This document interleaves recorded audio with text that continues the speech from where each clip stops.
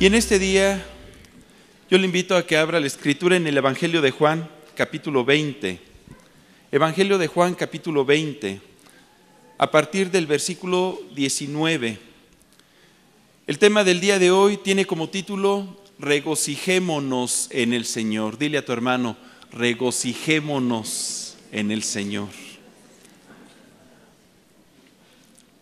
Dice la escritura: cuando llegó la noche de aquel mismo día, el primero de la semana, estando las puertas cerradas en el lugar donde los discípulos estaban reunidos por miedo de los judíos, vino Jesús y puesto en medio les dijo: paz a vosotros. Y cuando les hubo dicho esto, les mostró las manos y el costado, y los discípulos se regocijaron viendo al Señor. Entonces Jesús les dijo otra vez: paz a vosotros. Como me envió el Padre, así también yo os envío. Y habiendo dicho esto, sopló y les dijo: recibid el Espíritu Santo. A quienes remitiereis los pecados, les son remitidos, y a quienes se los retuviereis, les son retenidos. Vamos a orar para que Dios hable a nuestro corazón el día de hoy. ¿Me acompaña? Y es un gozo, Padre, poder reunirnos cada primer día de la semana para ponerte a ti en primer lugar, para estar cerca de ti. Te bendecimos porque tú estás en medio de nosotros, porque podemos tener comunión contigo, porque tu Espíritu Santo ha derramado tu amor en nuestro corazón para que esa comunión sea también en medio de nosotros, entre nosotros.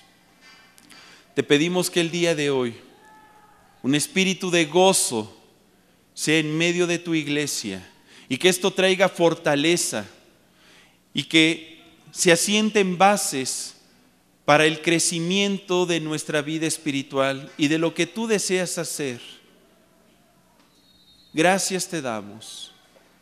En el nombre de Cristo Jesús. Amén. Amén. Imagínese esta escena. Nuestro Señor Jesucristo había sido ya crucificado. Había dado su vida por todos nosotros. Pero Él no se quedó en la tumba, sino que al tercer día resucitó conforme a las Escrituras y empezó a aparecerse a sus discípulos. Un acontecimiento glorioso. Jesucristo está vivo, hermano. Y Él hizo una promesa a sus discípulos: donde quiera que estén dos o más reunidos en mi nombre, ahí estoy yo en medio de ellos. Y esta promesa se empezó a cumplir. Los discípulos estaban reunidos en el aposento alto. Ellos estaban orando. Era el primer día de la semana. Estaban ahí resguardados por miedo de los judíos, porque empezó una gran persecución. Y dice en el versículo 19, casi al final, lea conmigo: vino Jesús y puesto en medio les dijo: paz a vosotros. Ha de haber sido algo sorprendente, porque las puertas estaban cerradas. Jesucristo simplemente hizo presencia ahí, en medio de ellos. Porque cuando nos reunimos, ¿quién está con nosotros? Jesús. Jesús. Y su presencia, ¿qué empieza a traer a nuestra vida? Paz. Todo temor, toda angustia, toda preocupación cesan, desaparecen. Yo no sé cómo venga su corazón el día de hoy, pero el simple hecho de estar reunidos en su nombre empieza a producir un beneficio a nuestra vida. Empieza a producir paz, una certeza de que Dios va a tomar control de cualquier problema, de cualquier situación. Una certeza de que Dios va a sacar a victoria nuestra causa. todo temor, toda tristeza, todo desánimo, toda angustia, toda preocupación cesan por la presencia de Dios, de Jesús, en medio de nosotros.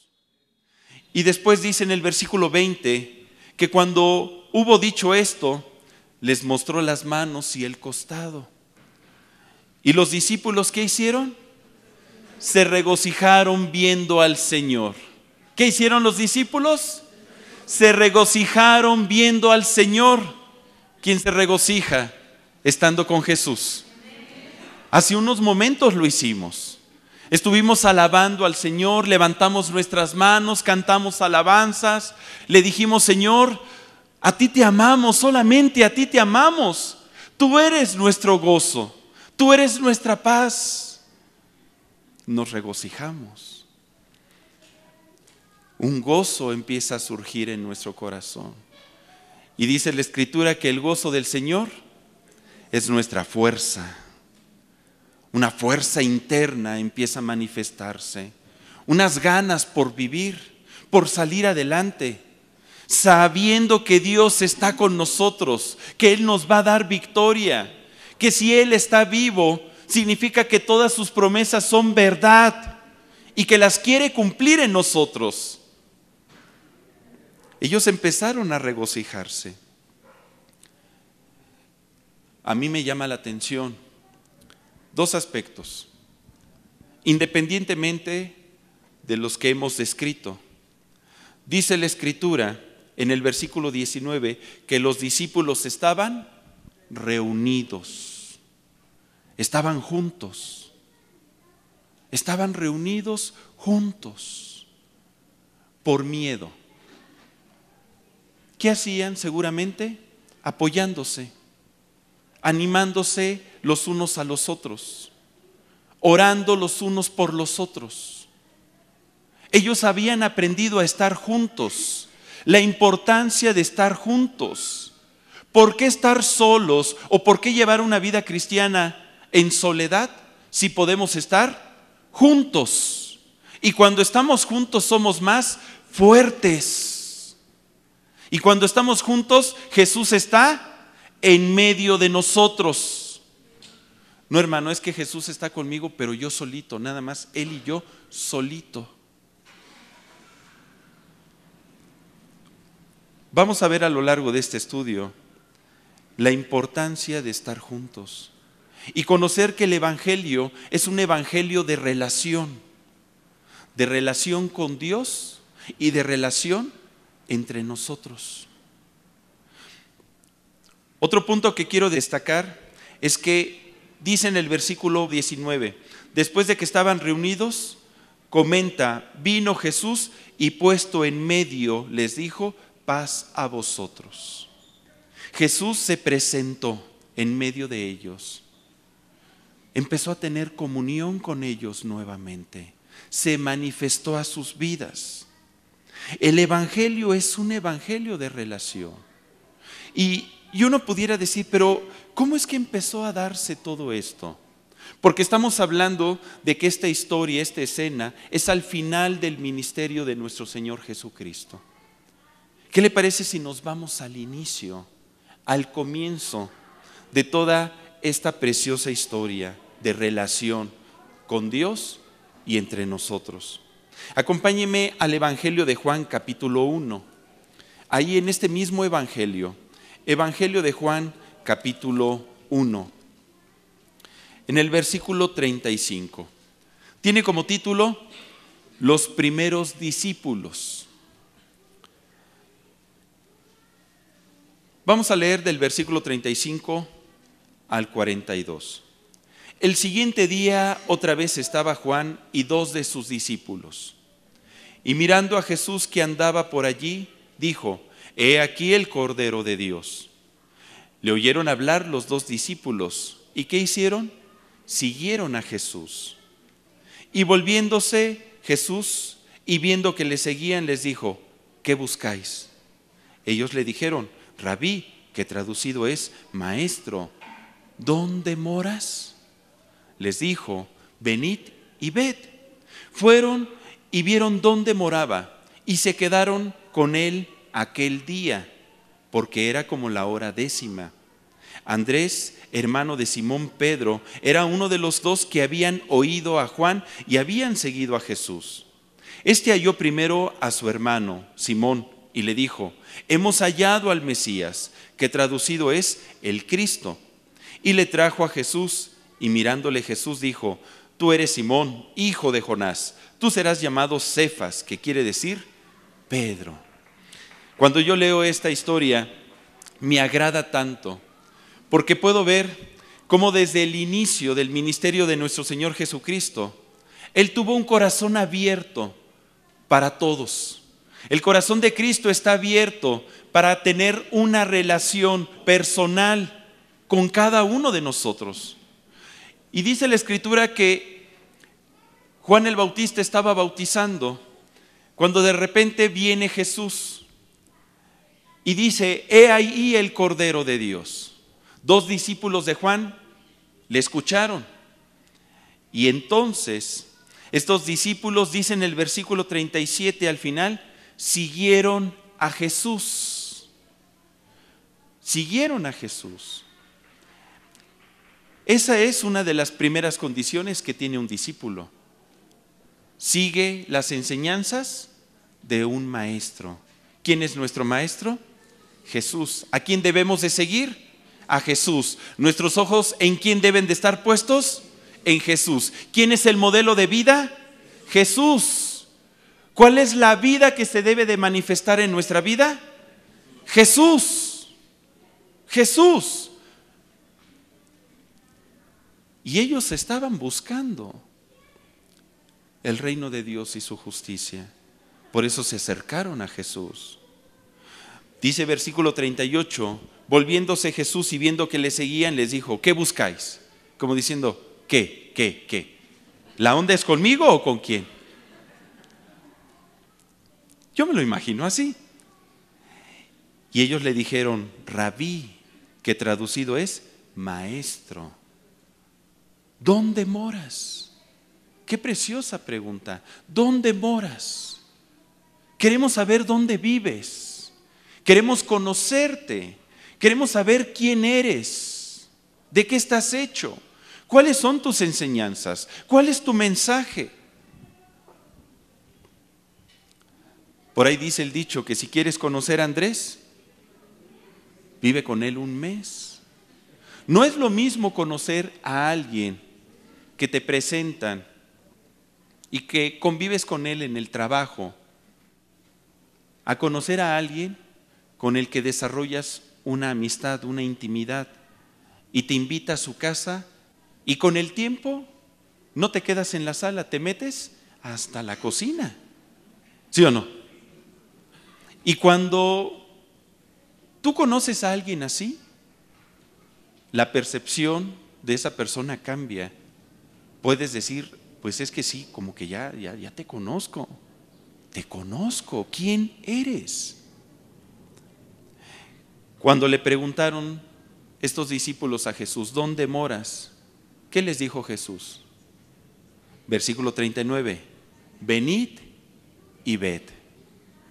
Qué hermosa invitación. Venid y ved. ¿Sabes qué? Ven, te invito a mi casa. Quiero que convivas conmigo. Quiero que me conozcas. Quiero que tengas relación conmigo. Quiero estar cerca de ti. En eso se basa el Evangelio. El gran mandamiento, en una relación. Venid y ved. Y fueron y vinieron donde moraba, y se quedaron con él aquel día, porque era como la hora 10.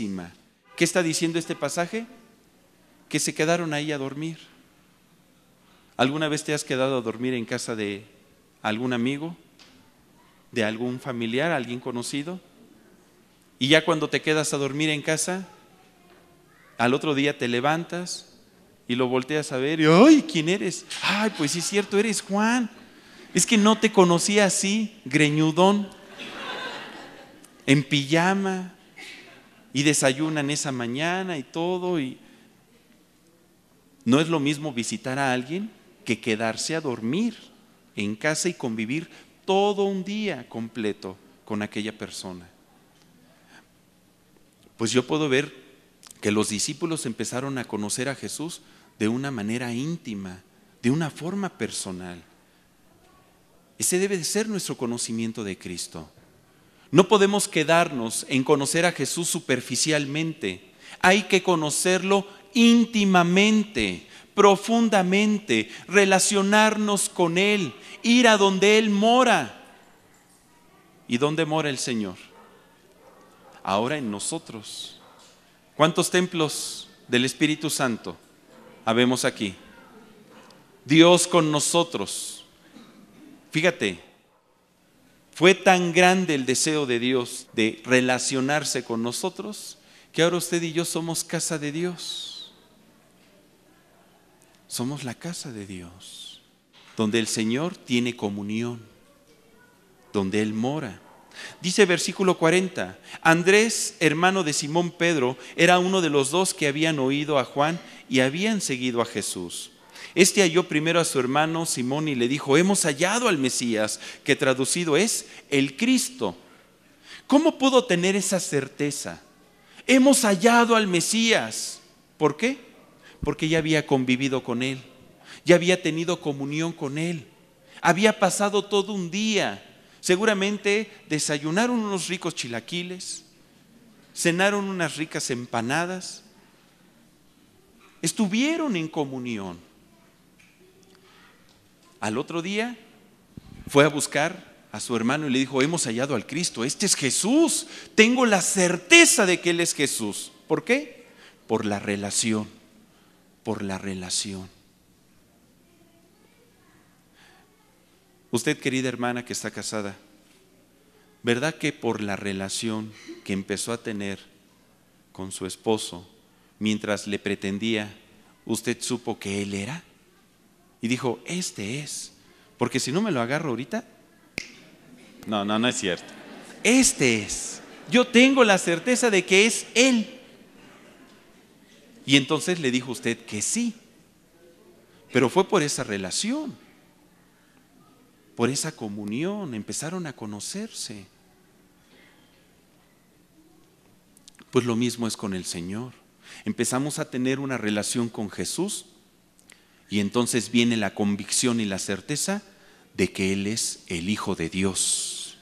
Él es nuestro Salvador. Versículo 42, y le trajo a Jesús. Y mirándole Jesús dijo: tú eres Simón, hijo de Jonás, tú serás llamado Cefas, que quiere decir Pedro. Mire, era tal la relación que empezaron a tener con Jesús, que Jesús dijo: ay, pues tú vas a ser Cefas. Le puso un apodo. Casi el tuercas. Pero no le dijo así. Le dijo Cefas, que quiere decir Pedro. Porque lo vio como que medio piedra al muchacho, ¿no? Al varón. Y lo llamó Cefas. Se llevaban bien. Todo esto producto de una relación. Cuando Jesucristo inició su ministerio, Él deseaba tener comunión con los discípulos. En Marcos 3, versículo 13 al versículo 14, Marcos 3, 13, 14 dice, estamos hablando al inicio de su ministerio. Después subió al monte y llamó así a los que Él quiso y vinieron a Él, y estableció a 12. ¿Con qué propósito? Para que estuviesen con Él y para enviarlos a predicar. Pero mire el primer propósito, así de simple. ¿Para qué llamó Jesús a sus discípulos? ¿Para qué cree que Jesús nos llamó a nosotros? Nada más para estar con Él. Hermano, ¿y yo qué gano? Todo. Porque solemos ser muy curiosos. Normalmente buscamos tener relación con alguien con el que traiga algún beneficio a nuestra vida. Ese es el pensamiento del mundo. Utilizamos la ley del rastrillo. Nada más, todo para mí, todo para mí. Y nos cuesta trabajo dar y darnos por el simple hecho de amar. Y Jesús se dio, vino a este mundo a dar su vida por nosotros. Y lo único que deseaba era que sus discípulos estuviesen con Él. Convivir, platicar, ser amigos, contarse historias, pasar aventuras juntos, comer juntos. Y eso fue lo que empezó a acontecer. A donde quiera que iba Jesús, durante esos 3 años de ministerio, ¿qué cree que hacían los discípulos? Ahí iban. Si Jesús iba a Galilea, los discípulos iban a Galilea. Si Jesús iba a Jericó, descendían a Jericó. Si iba a Jerusalén, allí iban a Jerusalén con ellos. Los discípulos empezaron a estar tiempo completo con Jesús. Desayunaban, comían, cenaban, convivían, servían juntos, platicaban. Estaban en una relación intensa. De tal forma que podemos leer en el Evangelio de Juan, capítulo 15, acompáñeme por favor, Juan 15. Jesucristo les está enseñando a sus discípulos en el versículo 9. Juan 15, 9. Como el Padre me ha amado, así también yo os he amado. Permaneced en mi amor. Si guardareis mis mandamientos, permaneceréis en mi amor, así como yo he guardado los mandamientos de mi Padre y permanezco en su amor. Estas cosas os he hablado, para que mi gozo esté en vosotros y vuestro gozo sea cumplido. Este es mi mandamiento, que os améis unos a otros como yo os he amado. Jesucristo está enseñándoles a sus discípulos ese amor tan grande que tiene por todos, por toda la humanidad, por cada uno de ellos. Ese amor hacia el Padre también.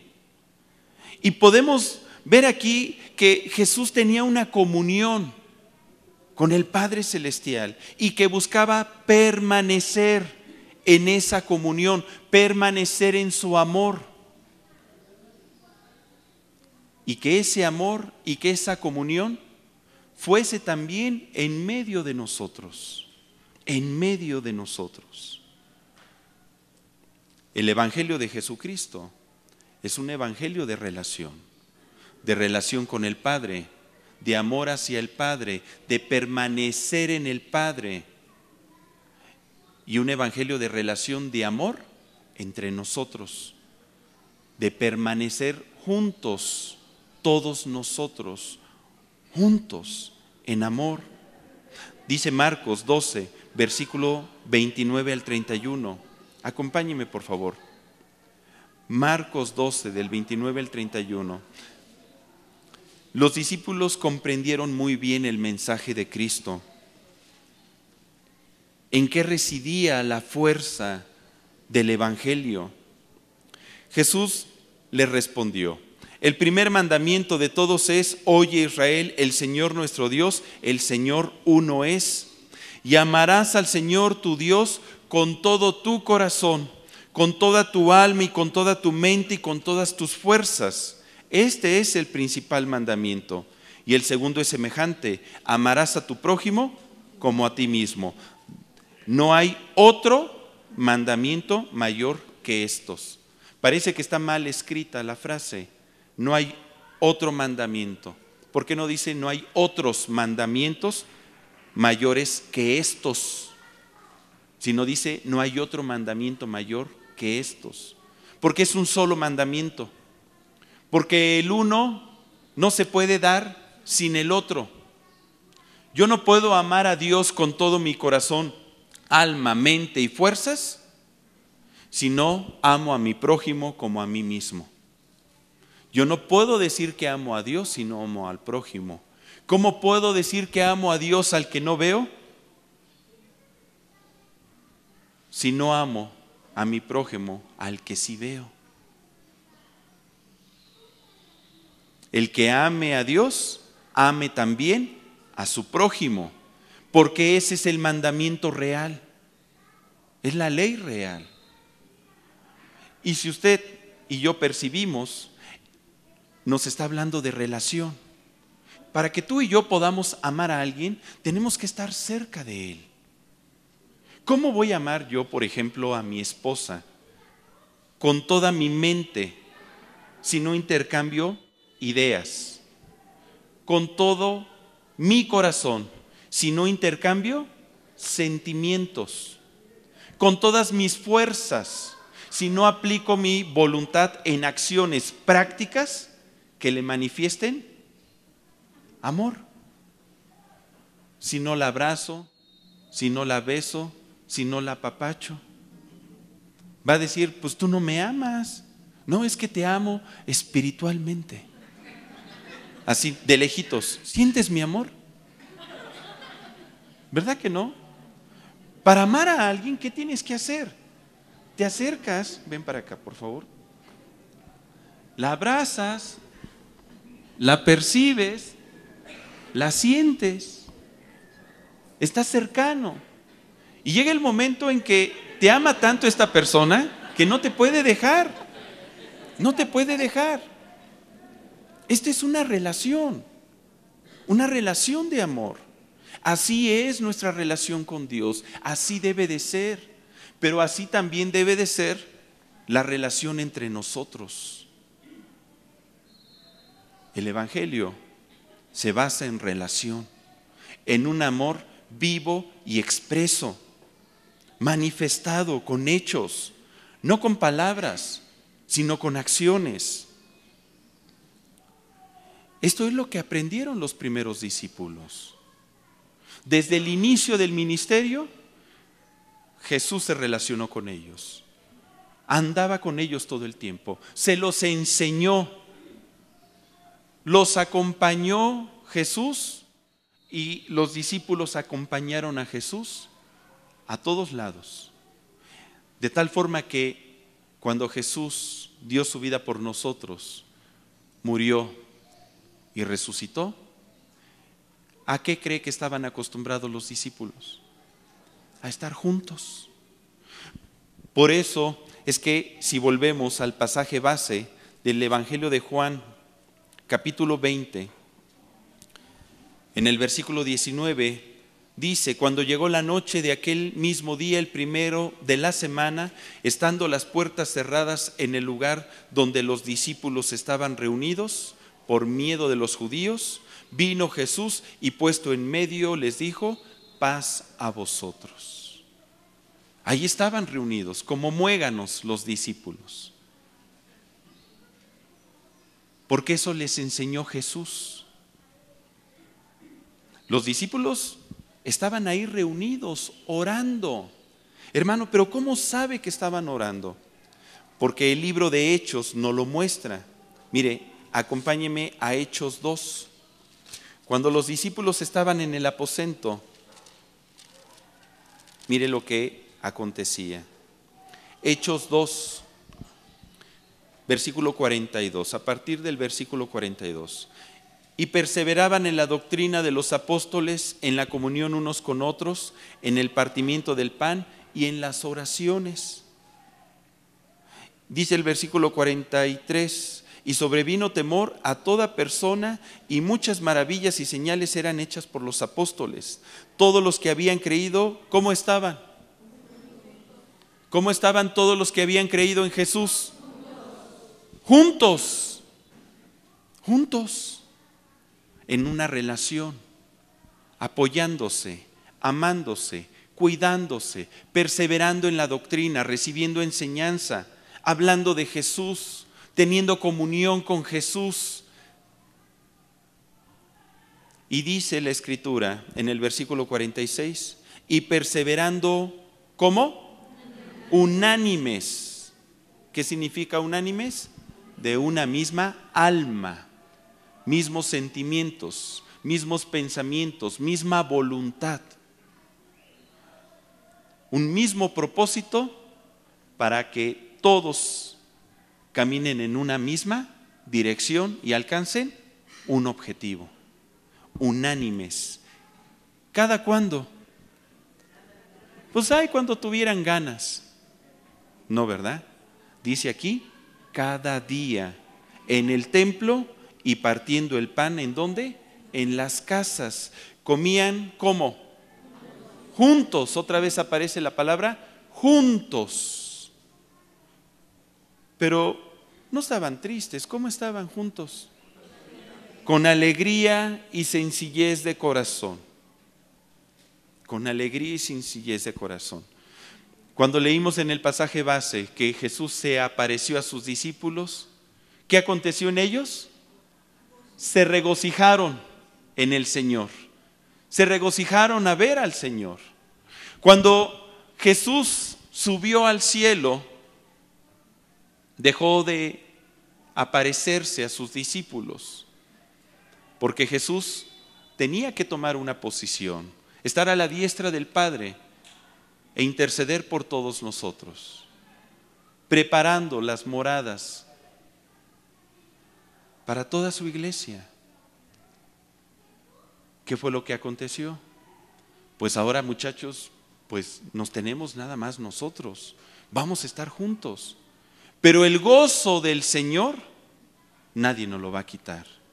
Ahora ese gozo se va a seguir manifestando cada vez que estamos juntos. Juntos. Y comían con alegría y sencillez de corazón, alabando a Dios y teniendo favor con todo el pueblo. Y el Señor añadía cada día a la iglesia los que habían de ser salvos.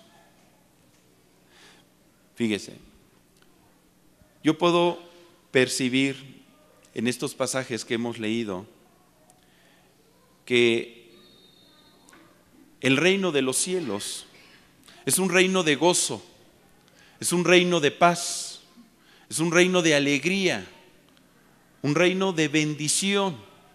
Una persona gozosa, una persona que se regocija, es alguien que está percibiendo un bien, una prosperidad, una bendición, un favor. Una persona que está con gozo es una persona que tiene la oportunidad de crecer, tiene la oportunidad de desarrollarse sanamente, de hacerle frente a la vida.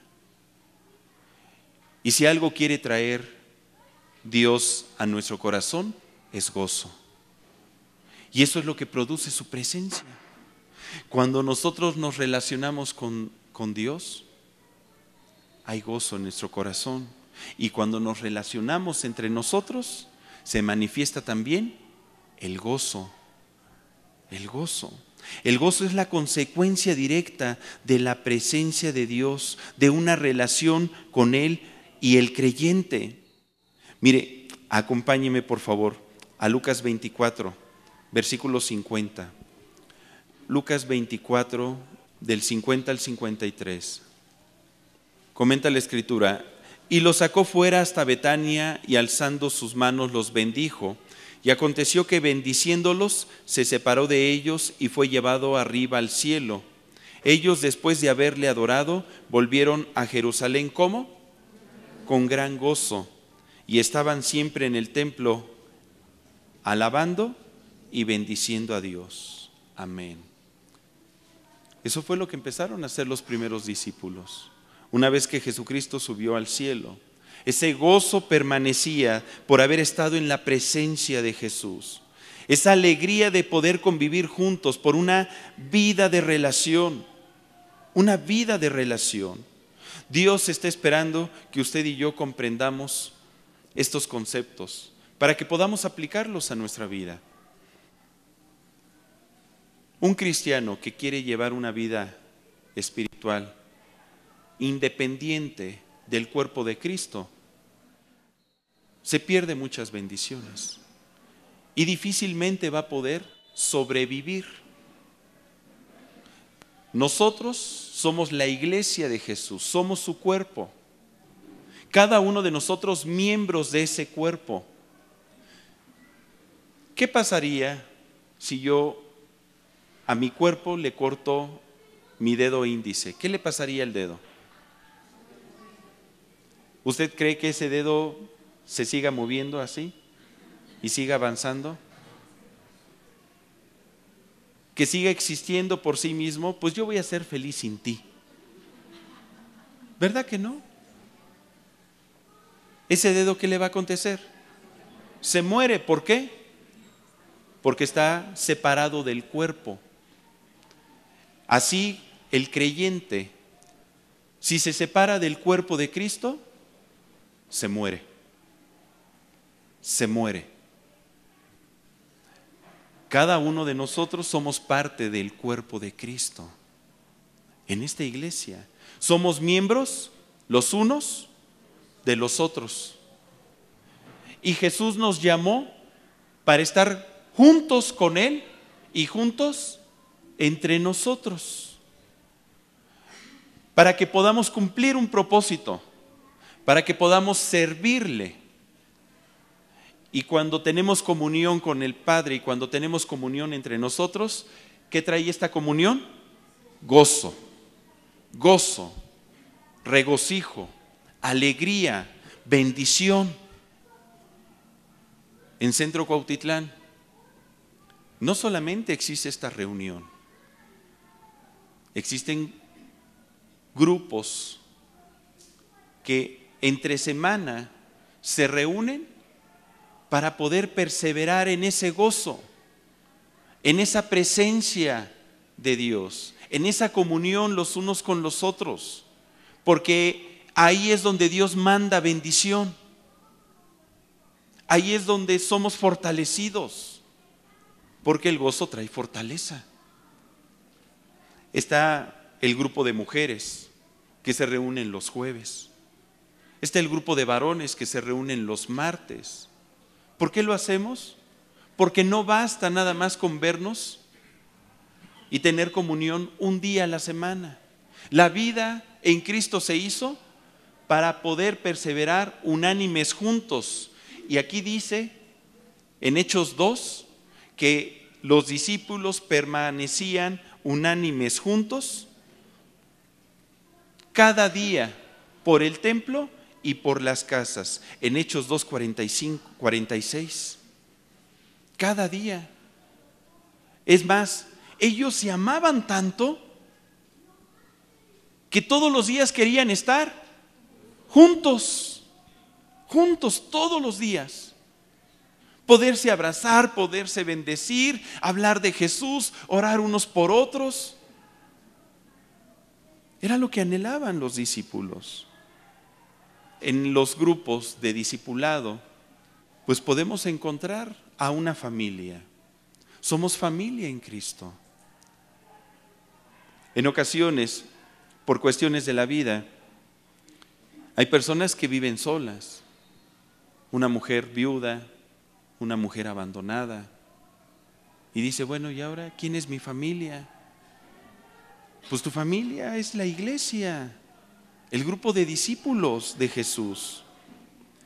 Dice Isaías 62:4, Isaías 62:4, nunca más te llamarán desamparada, ni tu tierra se dirá más desolada, sino que serás llamada Jepsiba, y tu tierra Beula, porque el amor de el Señor estará en ti, y tu tierra será desposada. Tú ya no vas a ser desamparada. Tienes una familia en Cristo. Esta es tu familia. Este es tu lugar. Es tu iglesia. Un lugar donde Dios desea traer bendición. La vida del discípulo es una vida de gozo, producto de esas dos relaciones, una relación vertical con Dios y una relación horizontal los unos con los otros. Donde Dios nos habla, se manifiesta, nos capacita, donde todos nos relacionamos y somos enviados a servirle a Él, a que el reino de Dios se extienda. Y el mismo servicio que hacemos juntos produce más gozo. Mire, acompáñeme a Lucas 10, versículos 17 y 19. Lucas 10, 17 y 19. Volvieron los 70 con gozo, diciendo: Señor, aún los demonios se nos sujetan en tu nombre. Y les dijo: Yo veía a Satanás caer del cielo como un rayo. He aquí os doy potestad de hollar serpientes y escorpiones y sobre toda fuerza del enemigo, y nada os dañará. Aquí hay dos cosas importantes. Jesús los envió a predicar, a sanar, a ayudar a que la gente viva en libertad. ¿Qué produjo todo ese servicio en la vida de los discípulos? Gozo. ¿Cómo regresaron? Con gozo. Con gozo. Ese es el primer punto. El segundo es que dice Jesús: yo veía a Satanás caer del cielo como un rayo. He aquí os doy potestad de hollar serpientes y escorpiones y sobre toda fuerza del enemigo, y nada os dañará. ¿Sabe que Jesucristo dijo que las puertas del Hades no prevalecerán en contra de quién? De su iglesia. Cuando estamos reunidos juntos somos iglesia. La iglesia no es el edificio, este es un local. Pero cuando estamos aquí juntos hacemos iglesia, y Dios está en medio de nosotros. Y las fuerzas del Hades no prevalecen contra su iglesia. Y como iglesia tenemos autoridad contra toda fuerza del maligno, y nada nos dañará. ¿Verdad que trae bendición estar juntos? Cuando estamos juntos somos más fuertes. Un cristiano que está tratando de llevar una vida espiritual solo y dice: no, pues es que yo no necesito a la iglesia, yo no necesito reunirme, yo y el Señor solito. Esa es una gran mentira. Así no funciona la vida en Cristo. Acuérdate el gran mandamiento: la primera parte no se puede dar sin la segunda. Es un solo mandamiento. Cuando estemos en el cielo, ¿usted cree que Dios va a crear un cielo independiente para usted? Pues es que a ti siempre te gustó estar solo. Este es el cielo para ti, tú solito. No, hermano, ahí vamos a estar todos juntos. Si usted ha leído el libro de Apocalipsis, habla de millones alabando el nombre del Señor. De eso se trata el reino de los cielos. Ese es el mensaje del Evangelio, un mensaje de relación. La vida del discípulo entonces es una vida de gozo por donde le podamos ver. Gozo por la presencia de Dios en esa relación. Gozo por la relación entre nosotros. Gozo cuando Dios nos da un propósito y lo cumplimos al servirle. Y ese gozo, número uno, nos ayuda a superar las pruebas. Nos ayuda a superar las pruebas. Dice en Santiago 1:2: hermanos míos, tened por sumo gozo cuando os halléis en diversas pruebas. Cuando tenemos pruebas, si estamos juntos, ese gozo nos va a dar la oportunidad de perseverar, de mantenernos firmes. Me viene a la mente la historia de Pablo y Silas en Filipos, ¿se acuerda? En Filipos de Macedonia. Ellos fueron a predicar y fueron encarcelados por causa del mensaje del Evangelio. Y dice en Hechos 16:22 que se agolpó el pueblo contra ellos, y los magistrados, rasgándoles las ropas, ordenaron azotarles con varas. Después de haberles azotado mucho les azotaron, les echaron en la cárcel, mandando al carcelero que los guardase con seguridad, el cual, recibido este mandamiento, los metió ¿en dónde? En el calabozo de más adentro, en lo más profundo. Y les aseguró los pies en el cepo, para rematar. Estaban ahí encadenados en el piso. ¿Y qué dice el versículo 25? Pero a medianoche, orando Pablo y Silas, ¿qué hacían? Cantaban himnos a Dios. ¿Cuándo canta el hombre? Ay, hermano, a mí cuando me abandonaron.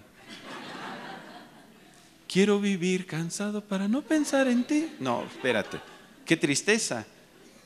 Es la tristeza del mundo produce muerte, lo sabía. La tristeza en Cristo produce arrepentimiento y al final ese arrepentimiento, ¿qué trae? Gozo. Así es, hermano. Ellos estaban contentos y uno podría preguntarse, ¿pero por qué cantaban? Les rasgaron sus ropas y los azotaron con varas y mucho. Seguramente la espalda y el cuerpo estaba todo ensangrentado. Pero ellos estaban juntos. Donde quiera que estén dos o más reunidos en mi nombre, ahí estoy yo. En ese momento alababan a Dios. Y usted conoce la historia. Vino un temblor, un terremoto, se soltaron las cadenas, se abrieron las puertas. Y el carcelero, al ver esto, quiso suicidarse. Y Pablo y Silas se lo impidieron.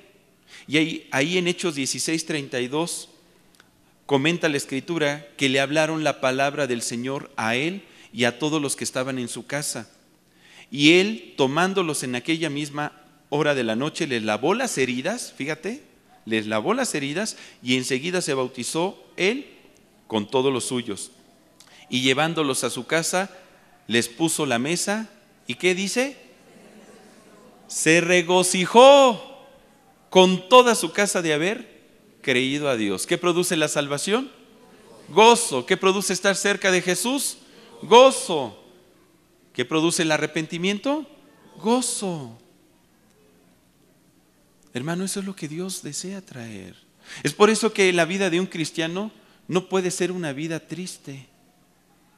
Venir a la iglesia, pues es que vengo a llenarme de fuerzas. ¿Por qué? ¿Qué pasó? Pues es que estoy triste. ¿Pero por qué? ¿Que Jesús no está contigo? Pues sí. ¿Y que no has leído su palabra donde Él dice que tú eres más que vencedor por medio de aquel que nos amó? Pues creo que sí. Así no debe de ser la vida de un cristiano. La vida de un discípulo de Jesús, si Dios está con él, si ha recibido sus bendiciones, si se sabe amado por el Padre, si se sabe amado por sus hermanos, si tiene propósito, si tiene dirección, si está sirviendo, si es útil, si ha recibido su gracia, su perdón, sus bendiciones cada día. Hermano, no podemos más que estar gozosos. ¿Cómo? Gozosos. Hermano, yo esperaba que se iba a parar, a brincar, a saltar. Porque eso es lo que está esperando el Señor. Regocijarnos. Regocijarnos en el Señor. Cuando estamos juntos, podemos regocijarnos. Somos más fuertes, podemos superar las pruebas. La vida del discípulo también es una vida de gozo, la cual crea la condición adecuada para el crecimiento espiritual. En Romanos 15:13 dice, y el Dios de esperanza os llene de todo, ¿qué dice? Gozo. ¿De qué te quiere llenar el Señor? De gozo y paz en el creer, para que abundéis en esperanza por el Espíritu, por el poder del Espíritu Santo. ¿Has escuchado tú el término que cuando una planta está decaída se dice que está triste? ¿Sí? Y tomas la plantita y la levantas y ¡pum!, se vuelve a caer. Y dices, ay, está triste. ¿Y qué es lo que haces? Pues pones más diligencia, ¿verdad? Para cuidarla. Normalmente una plantita que está triste, casi pudiera decirse que está en dirección a la muerte. Se va a morir, se va a secar, se va a podrir. Un discípulo que no tiene el gozo del Señor, porque no tiene esa comunión con Dios, porque no tiene comunión con sus hermanos constantemente, pues se va a ir entristeciendo, se va a ir secando.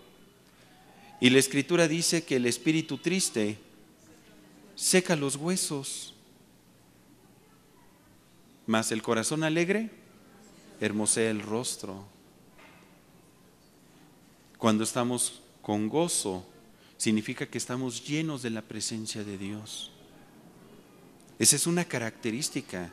Mire, acompáñeme a Hechos 13, 52. Mire esta declaración, Hechos 13, 52. Y los discípulos estaban llenos de gozo y del Espíritu Santo. Si tú estás lleno de Dios, si estás lleno de la presencia de Dios por haber estado con Él, porque Él vive en ti, ¿cuál es la consecuencia? Estás llenos de gozo. Y si tienes gozo, tienes victoria, aún en medio de las pruebas. En medio de las pruebas, tú vas a estar alabando a Dios. El alabar a Dios, el levantar las manos, no es producto de un sentimiento. Es que hoy sí me dieron ganas, hoy sí lo sentí. No. El levantar tus manos, el danzar, el aplaudir, es consecuencia de ese gozo, de esa presencia de Dios en ti, en medio de cualquier circunstancia. La vida del discípulo es una vida de gozo, la cual crea la condición adecuada para que Dios continúe permaneciendo en nosotros. Mire, en 2 Corintios 13, 11, comenta: por lo demás, hermanos, tened gozo, perfeccionaos, consolaos, sed de un mismo sentir y vivid en paz. Y el Dios de paz y de amor estará con vosotros. Estará con nosotros. Hermano, yo quisiera invitarle a que nos regocijemos en el Señor. Que busquemos todos los días relacionarnos con Él. Que busquemos relacionarnos entre nosotros como iglesia. Asista a los grupos de discipulado. Congréguese regularmente. Busque durante la semana si puede asistir al grupo de varones, al grupo de damas, a las actividades que celebran los jóvenes adolescentes, a una casa familiar. Hagamos de la vida cristiana una gran alegría, un regocijo constante por estar en su presencia, por estar juntos los unos con los otros, amándonos, ayudándonos, bendiciéndonos. Hermano, tenemos todo para tener victoria. ¿Está gozoso? Vamos a orar. Y te damos gracias, Padre, por la bendición que nos das de estar reunidos en tu nombre. Te pedimos que sea tu Espíritu Santo en medio de nosotros, poniendo esta certeza, esta convicción. Gracias te damos, porque en todo momento tu gozo va trayendo fortaleza a nuestro corazón, porque nos vas guiando a una comunión más íntima contigo, a un comprender que nos necesitamos los unos a los otros. Permite que en el nombre de Jesús, todos los que aquí estamos podamos vivir y hacer iglesia juntos. Envía tu bendición en medio de nuestros corazones, Padre. Gracias te damos, porque Tú pones el querer y el hacer por tu buena voluntad. En el nombre de Cristo Jesús. Amén. Amén.